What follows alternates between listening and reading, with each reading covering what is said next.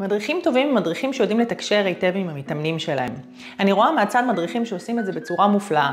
יש להם את אומנות הסמולטוק, יש להם את החיוך הרחב, יש להם את הכריזמה, יש להם את ההומור, יש להם את הכל כדי לתקשר טוב עם המתאמנים, וזה ממש מחבר בין המתאמנים לבין המדריכים.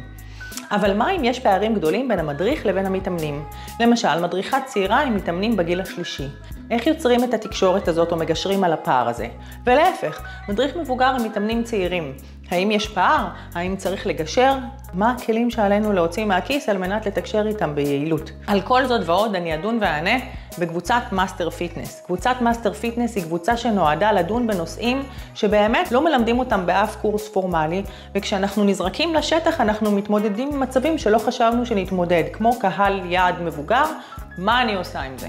ולכן יש אנשים שבאופן טבעי מתקשרים, ויש אנשים שצריכים לקבל כלים, והנה אני מבקשת לתת לכם את זה ממש בקבוצת מאסטר פיטנס.